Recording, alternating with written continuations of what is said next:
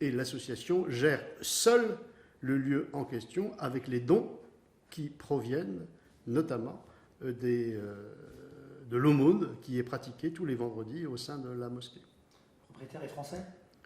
Le propriétaire, à l'heure actuelle, est toujours le prince saoudien. Mais nous avons fait le nécessaire pour que cela ne soit plus le cas, puisque celui-ci s'est engagé à le léguer de manière bénévole et gratuite au profit de l'association. Donc aujourd'hui, vous me confirmez qu'il n'y a aucun argent, aucun financement qui vient d'Arabie Saoudite aujourd'hui? Aucun, quel qu'il soit, d'une façon directe ou indirecte. Juste pour reprendre ma question dans votre réponse, aujourd'hui, vous affirmez qu'il n'y a aucun financement qui vient d'Arabie Saoudite ou d'autres pays qui profitent?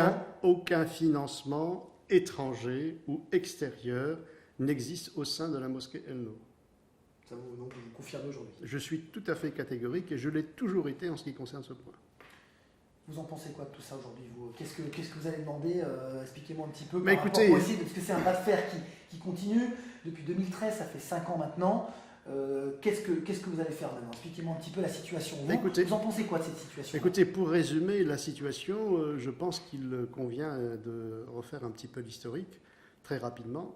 Nous avons eu dans un premier temps un refus de la part du maire de signer l'arrêté d'ouverture.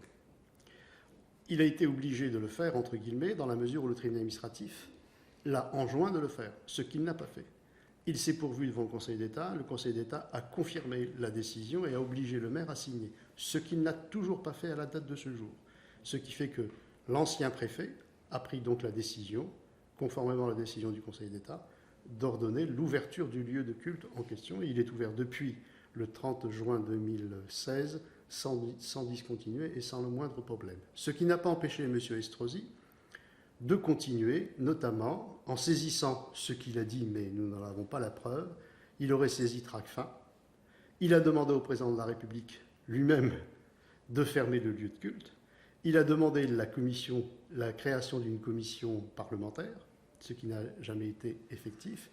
Il a pratiqué par voie de DUP une première fois. Celle-ci a échoué puisque le préfet actuel a refusé de signer effectivement l'arrêté d'utilité publique. Et il a entamé une seconde DUP qui, je crois, DUP, c'est pourquoi les gens... la déclaration d'utilité publique. Et donc, si vous pouvez juste me reprendre, pardon. Et donc cette deuxième déclaration d'utilité publique est également vouée à l'échec, puisque nous avons appris hier par la presse qu'effectivement les conclusions du commissaire enquêteur désigné par une autorité judiciaire indépendante, à savoir le président du tribunal administratif, a conclu défavorablement par rapport à la crèche.